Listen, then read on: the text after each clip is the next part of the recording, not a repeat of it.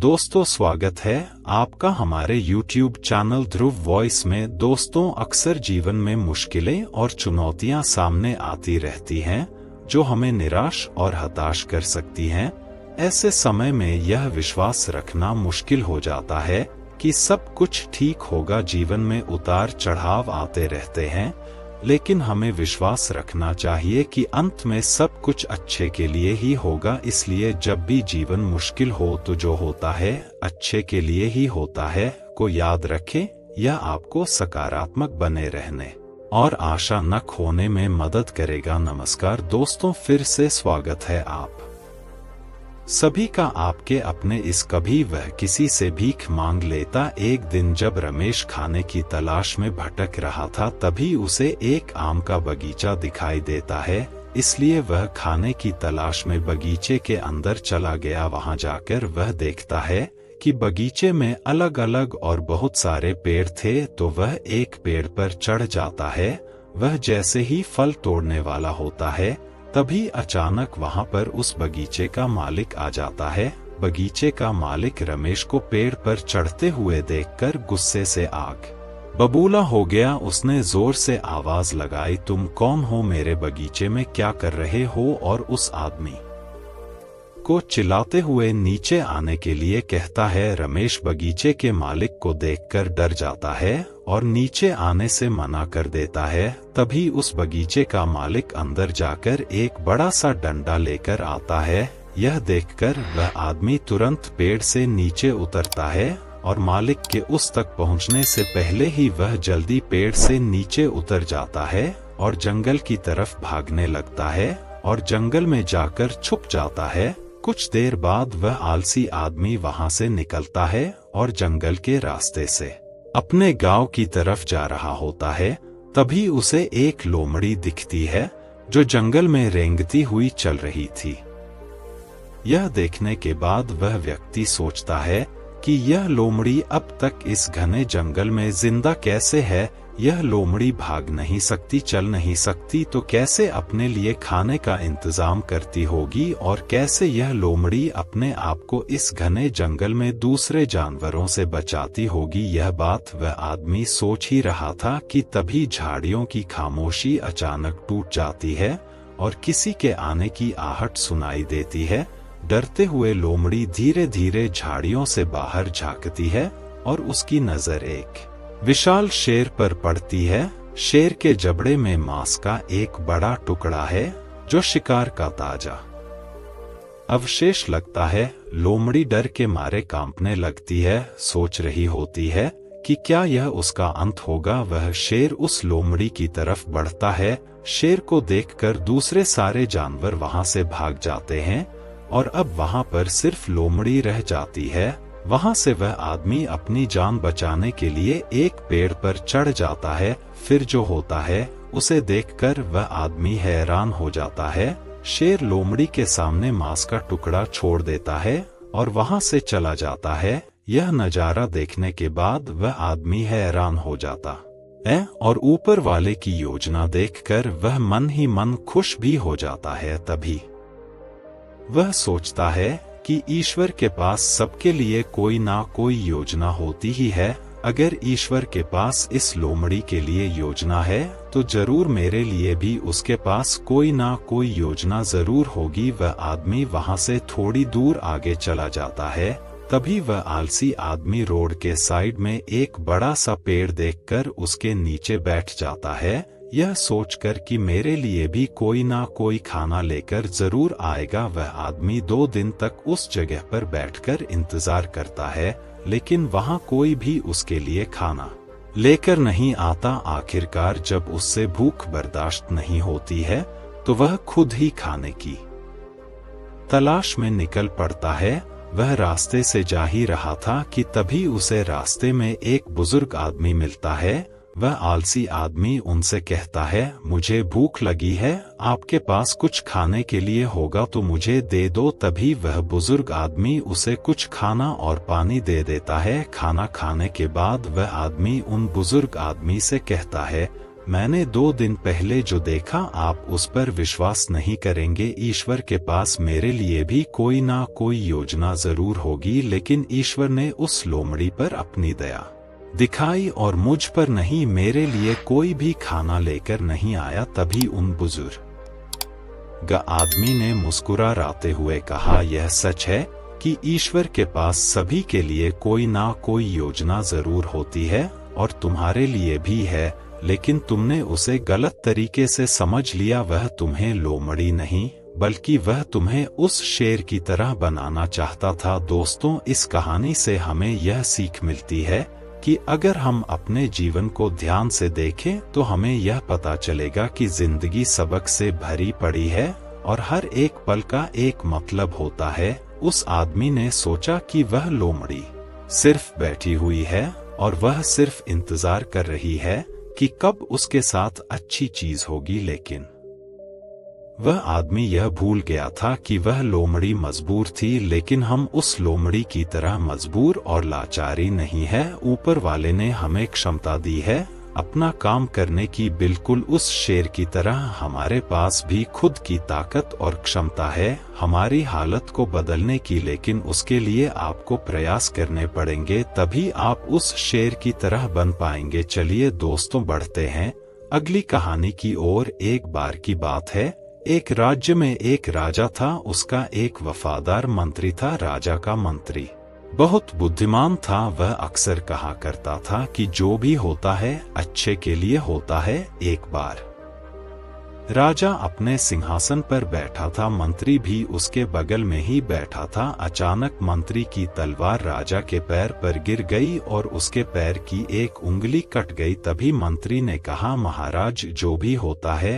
अच्छे के लिए होता है। राजा सुनकर बहुत गुस्सा हुआ। उसने मंत्री से पूछा, मेरी उंगली कट गई और तुम कह रहे हो कि यह अच्छे के लिए हुआ है, इसमें अच्छा क्या है? राजा गुस्सा हो गया और मंत्री को जेल में कैद करने का आदेश दे दिया। मंत्री को इस बात का कोई दुख नहीं हुआ और वह जेल जाते समय उसने राजा से फिर से कहा, जो भी होता है अच्छे के लिए होता है। राजा यह सुनकर हैरान हो गया। उसने सोचा कि यह कितना अजीब व्यक्ति है। वह जेल जा रहा है और कह रहा है कि जो भी होता है अच्छे के लिए होता है।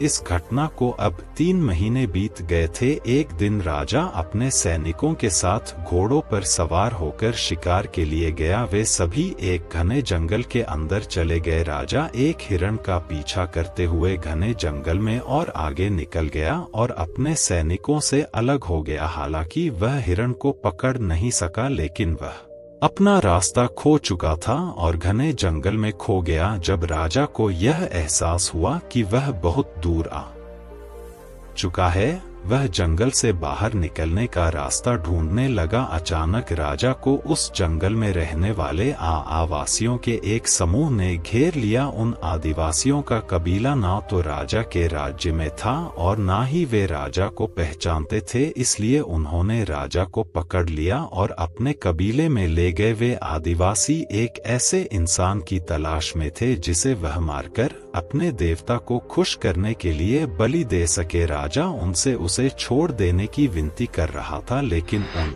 आदिवासियों को राजा की भाषा समझ में नहीं आई। उन्होंने खुशी में ढोल बजाना शुरू कर दिया। उन्होंने राजा को अपने कबीले में ले आए, उसे नए कपड़े पहनाए, उसके गले में फूलों की माला डाली गई और उसे बलि के लिए तैयार किया। ठीक उसी समय जब वह राजा को मारने वाले थे, कबीले के मुखिया ने देखा कि राजा के पैर की एक उंगली कटी हुई है।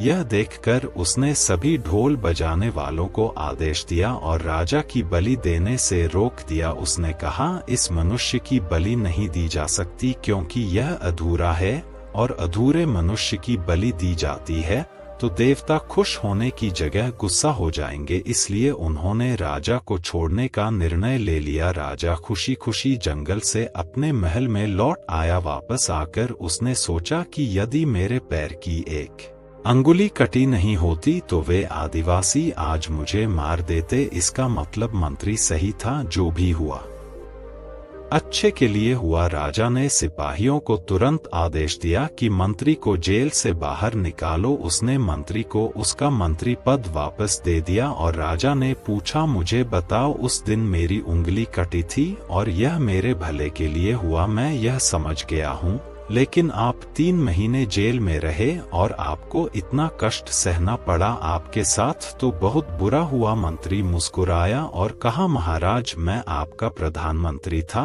और मैं हमेशा आपके साथ रहता था। यदि मैं जेल में नहीं होता तो उस दिन भी आपके साथ होता। महाराज, आपकी कटी उंगली देखकर उन्होंने आपको छोड़ दिया, लेकिन मेरा शरीर पूर्ण था और यदि मैं आपके साथ होता तो वह मेरी बलि जरूर दे देते। इसीलिए अच्छा हुआ कि मैं उस दिन आपके साथ नहीं था और मैं जेल में था। इससे आपकी जान बच गई और मेरी भी जान बच गई। इसलिए मैं हमेशा कहता हूँ कि जो भी होता है अच्छा होता है। दोस्तों, अगर हम अपने जीवन में देखें तो पाएंगे कि हमारे जीवन में भी कई बार ऐसा समय आता है जब हमें लगता है कि हमारे साथ बहुत बुरा हो रहा है या ऐसा नहीं होना चाहिए था, लेकिन कुछ समय के बाद अगर हम पीछे मुड़कर देखते हैं तो हमें लगता है कि उस समय जो भी हुआ वह अच्छे के लिए हुआ। दरअसल हम प्रत्येक घटना को अपनी बुद्धि से आंकने का प्रयास करते हैं, लेकिन वास्तव में हमारी बुद्धि भी सीमित होती है। हम अपनी सीमित बुद्धि से किसी घटना के उचित या अनुचित होने का आकलन नहीं कर सकते। पूरा संसार कर्म पर आधारित है। जो अच्छे कर्म करता है उसे सुख मिलता है और जो बुरे कर्म करता है उसे दुख मिलता है। इसलिए अगर आप किसी दुखद दौर से गुजर रहे हैं तो हमेशा याद रखें कि आपके बुरे कर्म कट रहे हैं और प्रकृति आपको आपके बुरे कर्मों का फल देकर हर समय उन्नति की ओर ले जा रही है। यह सृष्टि हमारे दुश्मनों द्वारा नहीं बनाई गई है, इसलिए इस दुनिया में कुछ भी गलत नहीं हो सकता। इसलिए अपने दिमाग से यह ख्याल निकाल दीजिए कि आपके साथ कुछ बुरा हो सकता है और हमेशा याद रखिए कि कभी कभी जो भी होता है अच्छे के लिए ही होता है। दोस्तों, जो होता है अच्छे के लिए होता है। यह विचार हमें सिखाता है कि हर घटना, चाहे वह कितनी भी बुरी क्यों ना लगे, हमारे जीवन में किसी न किसी रूप में सकारात्मक प्रभाव डाल सकती है। यह हमें मुश्किलों से डरने के बजाय उनका सामना करने और उनसे सीखने के लिए प्रेरित करता है। यह सोच रखने के कई फायदे हैं। यह हमें नकारात्मक भावनाओं से निपटने में मदद करता है। जब हम मानते हैं कि जो कुछ भी होता है अच्छे के लिए होता है, तो हम निराशा, क्रोध और उदासी जैसी नकारात्मक भावनाओं से बच सकते हैं। यह हमें आशावादी बने रहने में मदद करता है। मुश्किल समय में भी यह विश्वास हमें आगे बढ़ने और बेहतर भविष्य की उम्मीद करने की प्रेरणा देता है। यह हमें कृतज्ञता सिखाता है। जब हम हर घटना में सकारात्मकता देखने लगते हैं तो हम जीवन में जो कुछ भी हमारे पास है उसके लिए कृतज्ञता व्यक्त करना शुरू करते हैं। यह हमें धैर्यवान बनाता है। यह समझ हमें सिखाती है कि अच्छे परिणामों के लिए समय लगता है और हमें धैर्य रखना चाहिए और हार नहीं माननी चाहिए। यह जरूरी है कि हम यह ना भूलें कि जो होता है अच्छे के लिए होता है का मतलब यह नहीं है कि हमें अपनी जिम्मेदारी से मुक्त कर दिया गया है। हमें अपनी जिंदगी को बेहतर बनाने के लिए लगातार प्रयास करते रहना चाहिए। लेकिन जब हम मुश्किलों का सामना करते हैं तो यह विश्वास हमें ताकत और प्रेरणा दे सकता है। यह हमें याद दिलाता है कि हर अंधेरी रात के बाद सवेरा होता है और हर बुराई के बाद अच्छाई आती है। यह विचार हमें जीवन के प्रति सकारात्मक दृष्टिकोण अपनाने में मदद करता है। यह हमें हर पल का आनंद लेने और जीवन में आने वाले हर अनुभव से सीखने के लिए प्रोत्साहित करता है। अंत में जो होता है अच्छे के लिए होता है।